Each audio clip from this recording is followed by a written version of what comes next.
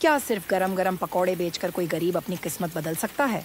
इस बरसाती कहानी में देखिए कैसे हरि ने भूख, ईर्ष्या और साजिश को हराकर पूरे गांव का हीरो बन दिखाया। गांव के आसमान में पिछले कई दिनों से काले बादल डेरा जमाए बैठे थे। कभी मूसलाधार बारिश होती तो कभी हल्की हल्की बौछारें पूरे गांव को भिगो देती। गलियों में पानी भर गया था, खेत तालाब जैसे लग रहे थे और मजदूरों के लिए काम धंधा पूरी तरह ठप हो गया था। गांव की छोटी पगडंडियों पर कीचड़ इतना ज्यादा था कि लोग बिना जरूरत घरों से निकलना ही नहीं चाहते थे। इसी गांव के किनारे पर एक छोटी सी कच्ची झोपड़ी थी। उसमें हरि अपनी पत्नी सीता और छोटे बेटे मोहन के साथ रहता था। तीनों का जीवन साधारण था पर खुशहाल था। हरि मेहनतकश इंसान था। कभी खेतों में मजदूरी करता, कभी मंडी में अनाज ढोता और कभी लकड़ी काटकर बेच देता। सीता घर का काम संभालती और बेटा मोहन गांव के सरकारी स्कूल में पढ़ता था। लेकिन इस बार की लगातार बारिश ने जैसे पूरे जीवन को रोक दिया था। खेतों में मजदूरी बंद हो गई थी, गांव में लोग घरों में कैद थे और रोज कमाने खाने वाले हरि जैसे परिवारों के सामने पेट पालने की समस्या खड़ी हो गई थी। सीता ने चिंता भरे स्वर में कहा, हरी, घर का राशन अब खत्म होने वाला है। बस थोड़ी सी दाल और आटा बचा है। कल के बाद तो चूल्हा कैसे जलेगा? हरि ने गहरी सांस ली और अपने भीगे कपड़ों को निचोड़ते हुए बोला, सीता, मैं भी यही सोच रहा हूं। इस बारिश ने सब काम बंद करवा दिए हैं, पर अब कुछ न कुछ उपाय करना ही होगा। छोटा मोहन मासूमियत से बोला, बाबा, कल मैंने स्कूल में सुना कि बारिश में पकौड़े खाने का मजा ही अलग होता है। मोहन की बात सुनकर हरि कुछ देर सोच में डूब गया। अगली सुबह हरि गांव की मंडी पहुंचा। मंडी में चहल पहल तो थी, लेकिन बारिश के कारण सब लोग जल्दी जल्दी अपना सामान खरीद रहे थे। कहीं कोई सब्जी बेच रहा था, कहीं कोई अनाज। पर हरि की नजर एक बात पर अटक गई। वहां कोई भी गर्मागर्म खाना बेचने वाला नहीं था। भीगे कपड़ों में खड़े लोग जब थैले में सब्जी भरवा रहे थे तो उनके चेहरों पर यही झलक रहा था कि बारिश में गरम गरम कुछ खाने को मिल जाए तो कितना अच्छा हो। हरि के मन में तुरंत ख्याल आया, क्यों ना मैं पकौड़े का ठेला लगाऊं। बारिश में गरम गरम पकौड़े सबको खूब भाएंगे। वह तुरंत घर लौटा।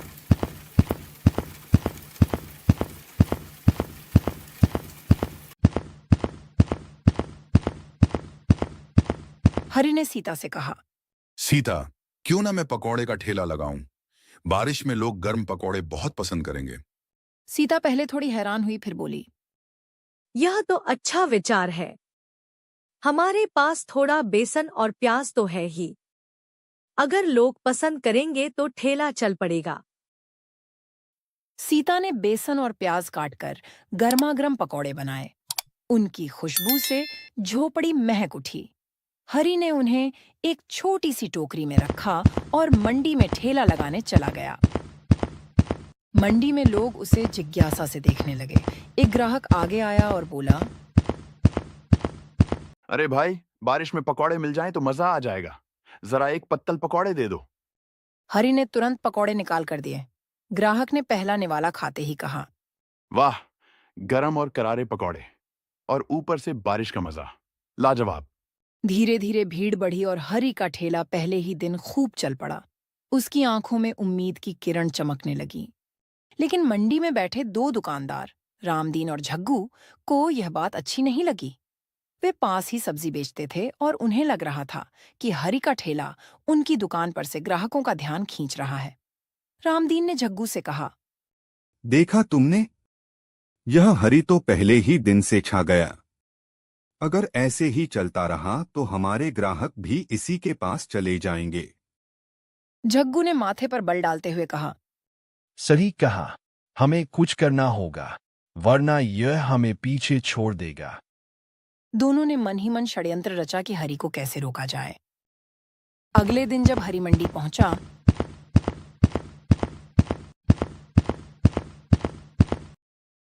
भाई, 2 किलो बेसन और तेल दे दो। रामदीन ने तिरछी मुस्कान के साथ कहा। अरे भाई, आज तो बेसन खत्म हो गया। हरि चौंक गया। वह दूसरे दुकानदार जग्गू के पास गया और बोला, भाई जरा बेसन और तेल दे दो। खत्म हो गया, किसी और से ले लो। हरी समझ गया कि यह सब उनकी चाल है। वह उदास होकर घर लौटा।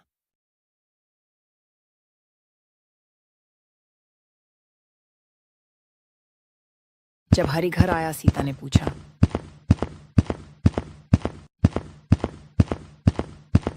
क्या हुआ? सामान क्यों नहीं लाए?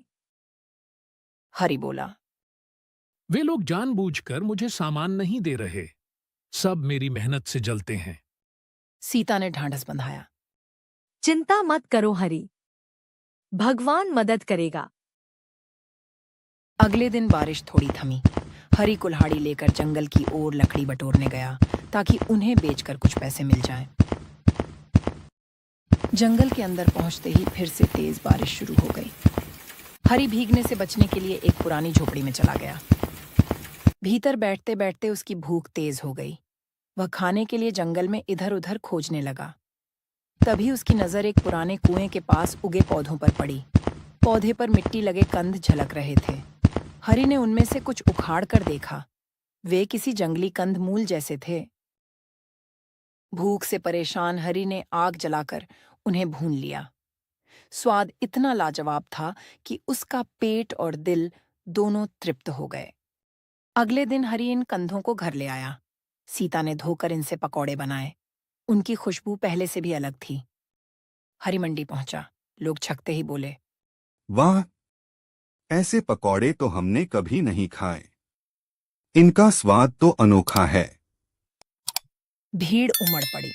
हरी का ठेला अब पहले से भी ज्यादा मशहूर हो गया। रामदीन और जग्गू हैरान रह गए। वे आपस में बोले, ये हरी आखिर सामान कहाँ से लाता है? एक दिन उन्होंने हरी का पीछा किया और जंगल तक पहुंच गए। लेकिन लालच के चक्कर में वे रास्ता भटक गए। रात भर जंगल में भटकते रहे और सुबह चरवाहों ने उन्हें गांव पहुंचाया। गांव के सरपंच को जब यह बात पता चली तो उसने पंचायत बुलाई। सच सच बताओ, जंगल क्यों गए थे? रामदीन और जग्गू ने मजबूरी में स्वीकार किया। हम हरी के पकौड़ों से जलते थे, इसलिए उसका सामान नष्ट करने निकले थे। सरपंच ने कठोर स्वर में कहा, शर्म आनी चाहिए। मेहनतकश आदमी की राह रोकना सबसे बड़ा पाप है। अब सजा यह है कि तुम दोनों 2 महीने तक हरी की मदद करोगे। हरी ने गांव के लोगों की मदद से उन जंगली कंधों की खेती शुरू कर दी। धीरे धीरे उसकी अपनी जमीन तैयार हो गई। अब उसका ठेला सिर्फ पकौड़े का नहीं रहा, बल्कि गांव का गर्व बन गया। बरसात की शामें जब भी आती, लोग कहते, चलो हरी के ठेले पर गरम पकौड़े खाते हैं। हरी का परिवार खुशहाल हो गया। सीता की आंखों में संतोष की चमक थी और मोहन गर्व से कहता, मेरे बाबा सबसे स्वादिष्ट पकौड़े बनाते हैं। दोस्तों, अगर आपको ये बरसात पकौड़े वाला की कहानी पसंद आई हो तो वीडियो को लाइक जरूर करें। अपने दोस्तों और परिवार वालों के साथ शेयर करना ना भूलें।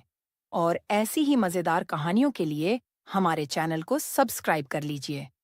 नए वीडियो की नोटिफिकेशन पाने के लिए बेल आइकॉन दबाना बिल्कुल मत भूलिए।